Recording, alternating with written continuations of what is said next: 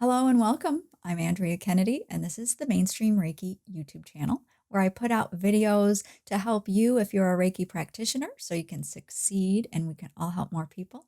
Or if you're just Reiki curious, I have healing videos and informational videos that I also hope that you will find value in. This video is all about intuitive Reiki. What is it? And then I'm going to share with you my 3 rules if you're a practitioner to consider before you green light your intuitive feedback to your client. What is intuitive Reiki? Well, we can look at 2 possibles. So the first possibility is just in our own Reiki practice and having the session be intuitively guided. And one technique that many practitioners use is Byosen scanning. I'll put a link up top to a video I made about that. But the idea of intuitive Reiki in this sense is that the practitioner intuitively senses where the client, that's just the word I use for whoever it is you're offering Reiki to, whether you do Reiki professionally or if you're just offering it to family and friends, I just use the word client. So a Reiki practitioner can intuitively know or pick up or sense where the client is in need of Reiki. And so by employing different techniques, one of which is Byosen scanning, it can help the practitioner conduct the session in an intuitive way. The flip side of that is where the practitioner would just do a sequence of hand positions, either on the body or off the body, and generally spend about the same amount of time at each hand position.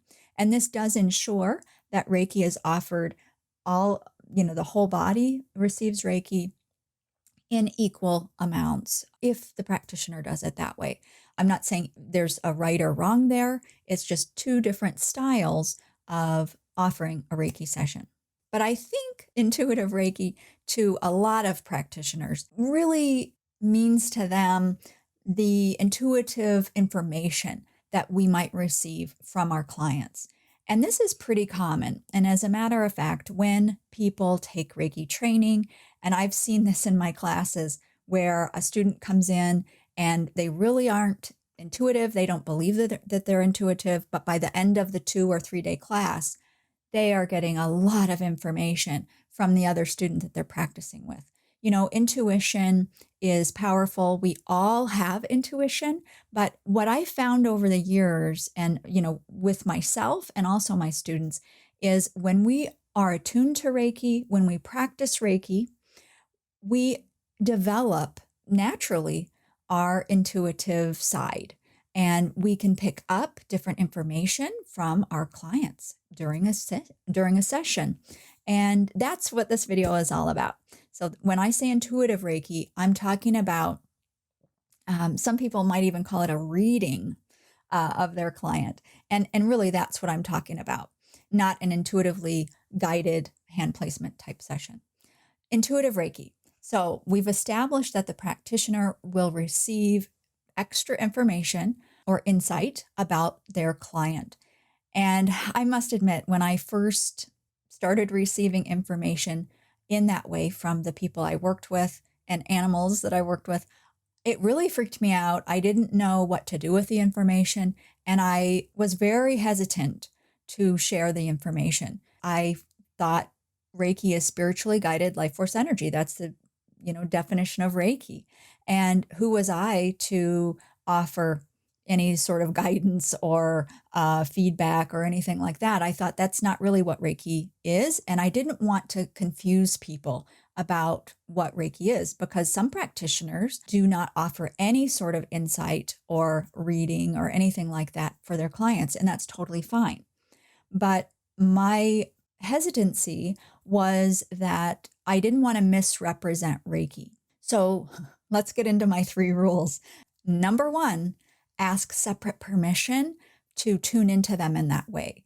Because, that person might be new to Reiki and they might have an idea that Reiki is just this energy and they're going to come receive it, they're going to relax, and then the session's over. And for some people, that is very true.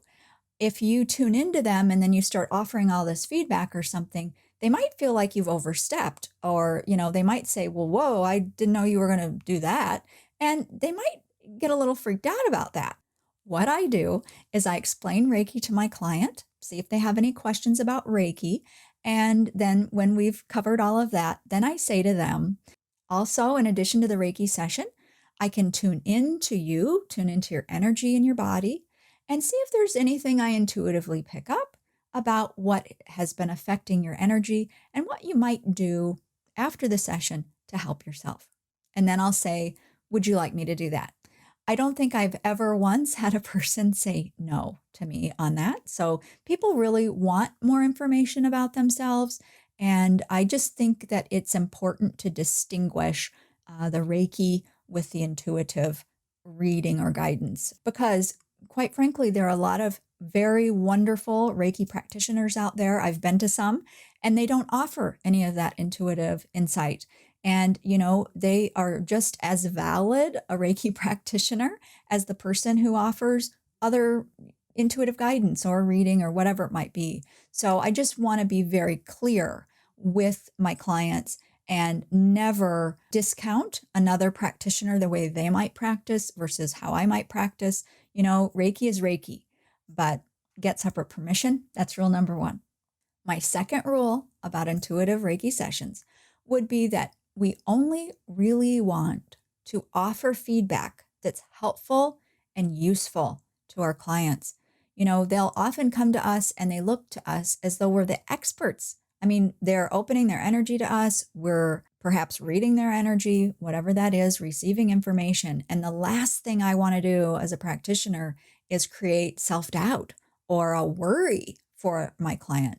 So I only really, I was going to say, I only really tell them helpful things, but I have to say, I really don't get information that isn't helpful. Maybe that has to do with my intention to always have valuable, helpful feedback for them that's, quite frankly, actionable. Often I will offer them suggestions based on what I receive that allows them to take specific actions in their own lives to help themselves. And that is very empowering, along with validating.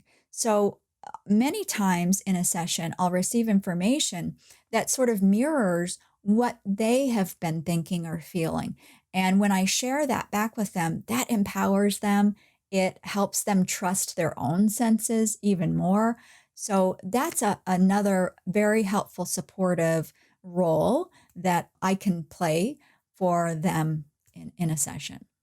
Just remember that your client is going to listen to what you have to say and be mindful of what you are telling them, especially about their energy, because, they don't perhaps know much about their energy. So everything that you say, they're going to really take in.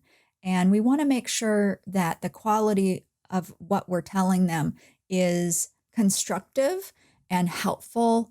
And we never want to create any fear or doubt. So I would invite you to have that as sort of an intention for every single session that you offer intuitive guidance in. My third rule is never take a leap. And what I mean by that is, as I do my sessions, I'm quiet during my session and I'm making mental notes the whole time throughout the session. And then I offer them all the feedback and some discussion time at the very end. And when I'm getting my information and making mental notes, it could be easy for me to try to connect the dots on things in ways that might not be accurate.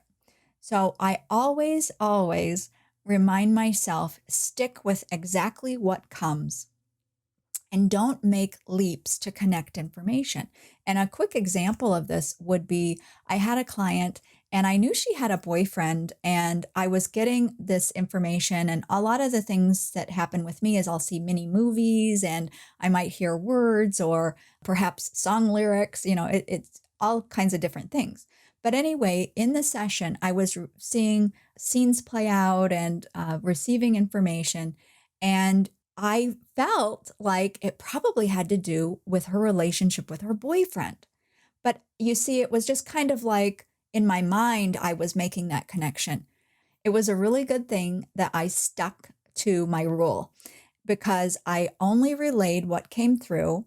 And as I asked questions, in my mind during the session and received those answers, I also supplied those to her, which was, I was very confident about all of that.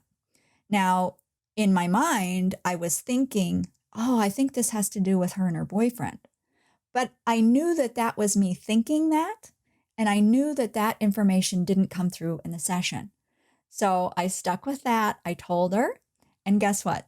It had to do with her relationship between her and her boss. So if I would have made the leap, if I had not recognized that this was my thinking over here about her boyfriend, if I hadn't realized that and kept that out, then I would have delivered that information. And guess what? I would have been wrong. By sticking with exactly what comes through in the session, I find that I'm pretty much right on.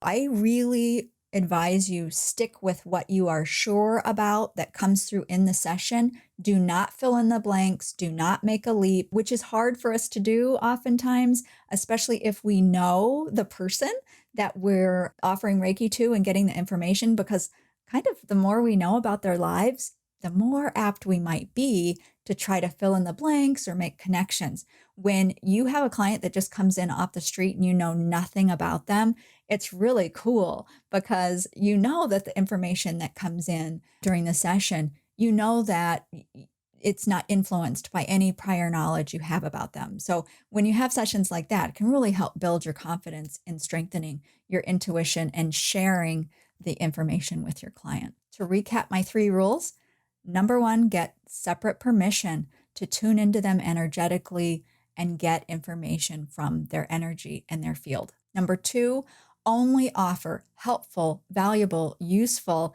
information back to your client. Remember, we have a huge responsibility in how we communicate with our clients. And rule number 3, never make a leap.